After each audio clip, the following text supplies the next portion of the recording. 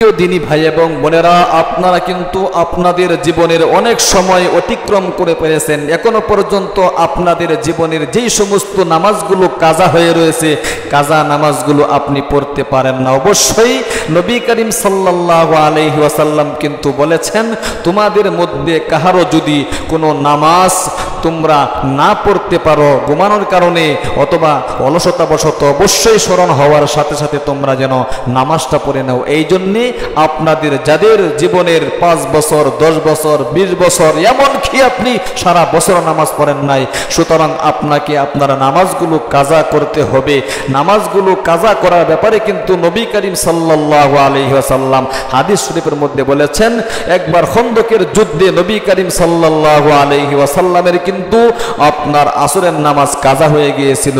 সূর্য যখন ডুবে ডুবে যায়, এমন অবস্থায় হযরত বেলাল রাদিয়াল্লাহু তাআলা আনহু বললেন, ওগো আল্লাহর রাসূল, সূর্য তো ডুবে যাচ্ছে, আসরের নামাজ তো আমরা এখনো পর্যন্ত পড়তে পারি নাই। তখন কিন্তু নবী করিম সাল্লাল্লাহু আলাইহি ওয়াসাল্লাম মাকরুহে তাহরিমের সময় নামাজটা কিন্তু কাজা করেছিলেন। এই জন্য আজকের আসরের নামাজ যেটা রয়েছে, এটা মাকরুহে তাহরিমের সময় পর্যন্ত পড়া যায়, ওই হাদিসের দ্বারা এটাকে সাব্যস্ত হয়। এই জন্য আসুন প্রিয় দিনী ভাই এবং বোনেরা, কাজা নামাজের নিয়ত আপনারা কিভাবে পড়বেন এবং কাজা নামাজ কোন সময় পড়তে পারবেন, কোন সময় পড়তে পারবেন না, এ টু জেড সম্পূর্ণ নিয়ম কানুনটাই আজকে এই ভিডিও থেকে ইনশাল্লাহ জানতে পারবেন। আশা করি ভিডিওটা দেখার পরে আপনাকে আর কারো কাছে জিজ্ঞাসা করতে হবে না কাজা নামাজ আমরা কিভাবে পড়ব। প্রিয় দিনী ভাই এবং বোনেরা, খুব গুরুত্ব সহকারে ভিডিওটা দেখতে থাকুন। দেখেন, আপনার জীবনের 5 বছর, 10 বছর, 20 বছর যে নামাজগুলো কাজা হয়ে রয়েছে, ওই নামাজগুলো আপনাকে পড়তে হবে। অন্যথায় কিন্তু আপনি টাকা পয়সা দিয়ে তার কি করবেন, কাফারা দিয়ে দিবেন, হবে না। আপনার শক্তি আছে, সামর্থ্য আছে, নামাজের বদলা নামাজই আপনাকে পড়তে হবে। দেখেন, অন্য অন্য বিধিবিধান, রোজার বিধান এবং আরো অন্য অন্য বিধিবিধানগুলো আপনি টাকার মাধ্যমে না রাখলে কি দেওয়া যায়, কিন্তু নামাজের কাফারা কিন্তু নামাজই পড়ে আপনাকে দিতে হবে। এই জন্য আসল সর্বপ্রথম আমরা জানবো এই কাজা নামাজগুলো কোন কোন সময় আমরা পড়তে পারবো, কোন কোন সময় পড়তে পারবো না। শরীয়তের পক্ষ থেকে 3টি সময় এমন নির্ধারণ করা হয়েছে যে 3টি সময়ের মধ্যে আপনার এই কাজা নামাজ পড়া যাবে না। 3 সময়ের এক সময় হল সূর্য যখন উঠতে থাকে তখন আপনি নামাজ পড়তে পারবেন না। ফজরের নামাজের সময় যখন শেষ হয়ে যায় তখন থেকে নিয়ে 19 মিনিট সময়, আপনার 19-20 মিনিট এরকম সময় সূর্য উঠতে থাকে, তখন নবী করিম সাল্লাল্লাহু আলাইহি ওয়াসাল্লাম নামাজ পড়তে কিন্তু নিষেধ করেছেন। ওই টাইমে আপনি নামাজ পড়তে পারবেন না। এরপরে 2 নম্বরে সূর্য যখন আপনার মাথার বরাবর হয়ে যায় তখন আপনি নামাজ পড়তে পারবেন না, কাজা নামাজ পড়তে পারবেন না, অথবা নফল নামাজ, যে কোনো নামাজই হোক না কেন আপনি পড়তে পারবেন না সূর্য যখন আপনার মাথার বরাবর থেকে যায়। এরপরে আসুন 3 নম্বরে সূর্য যখন অস্তমিত হতে থাকে তখন আপনি নামাজ পড়তে পারবেন না।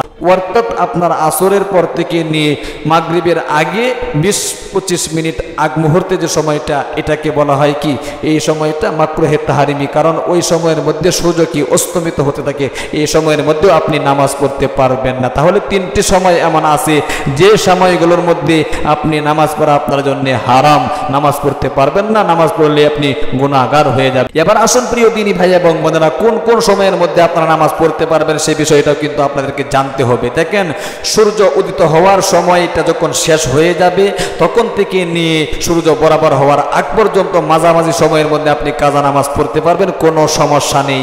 এবং আপনি জোহরের পর থেকে নিয়ে আসর পর্যন্ত পুরা সময় কাজা নামাজ পড়তে পারবেন, কোনো সমস্যা নেই। আসরের পর থেকে নিয়ে মাকরুহে তাহরিমের সময়ের আগ পর্যন্ত পুরা সময় কাজা নামাজ পড়তে পারবেন।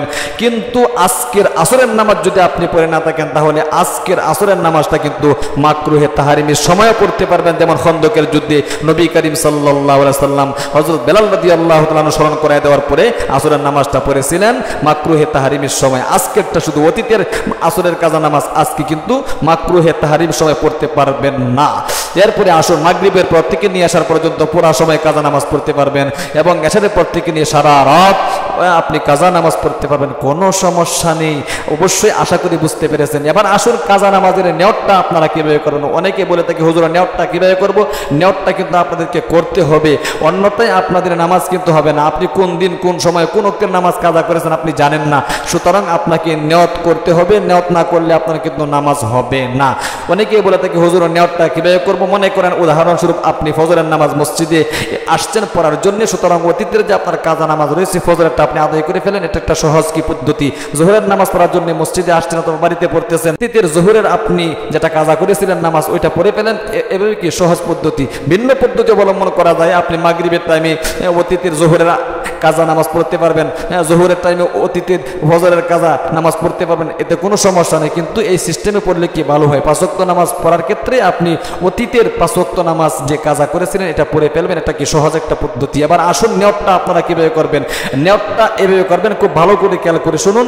নিয়তটা এভাবে করতে হবে, নিয়ত ছাড়া কিন্তু আপনার নামাজ হবে না। সর্বপ্রথম নিয়তটা এভাবে করবেন, আমার জীবনের সর্বপ্রথম ফজরের নামাজ, উদাহরণস্বরূপ মনে করেন ফজরের নামাজ আপনি কি কাজা পড়তেছেন এবং ফজরের নামাজের নিয়তটা কিভাবে করবেন, আমার জীবনের সর্বপ্রথম ফজরের নামাজ যেটা কাজা হয়েছিল সেটা আমি আদায় করিতেছি, আল্লাহু আকবার। বাস এমনই ভাবে জোহরের নামাজের যদি আপনি কি করেন কাজা নামাজের নিয়ত করেন, এভাবে নিয়ত করবেন, আমার জীবনের সর্বপ্রথম জোহরের নামাজ যেটা কাজা হয়েছিল সেটা আমি আদায় করিতেছি, আল্লাহু আকবার। এরকম ভাবে কি 5 ওয়াক্ত নামাজের নিয়ত আপনারা এইভাবে করবেন। আসরের নামাজের নিয়ত করবেন, আমার জীবনের সর্বপ্রথম আসরের নামাজ যেটা কাজা হয়েছিল সেটা আমি আদায় করিতেছি, আল্লাহু আকবার। এরকম ভাবে আপনি নিয়ত করবেন, কোনো সমস্যা নেই। অবশ্যই আরেকটি মাসআলা এখানে বাকি থেকে যায়। দেখেন আসরের নামাজের পরে কিন্তু নফল নামাজ পড়া মাকরুহ, কিন্তু কাজা নামাজ আপনি মাকরুহে তাহরিমের সময় আগ পর্যন্ত কি পড়তে পারবেন। দেখেন আরেকটি গুরুত্বপূর্ণ মাসআলা হলো আপনার সাহেবে তারতিব। সাহেবে তারতিব কাকে বলে, অর্থাৎ যার জীবনে 5 ওয়াক্তের চেয়ে বেশি নামাজ কাজা নেই। মনে করেন একজন লোক বালেগ হওয়ার পর থেকে নিয়ে তার মাত্র 5 ওয়াক্ত নামাজ কাজা হয়েছে, সুতরাং এর চেয়ে যদি বেশি কাজা না থাকে তাহলে তার জন্য ওয়াক্তীয় নামাজ জায়েজ হবে না যতক্ষণ পর্যন্ত তার এই অতীতের কাজা নামাজগুলো না পড়বে।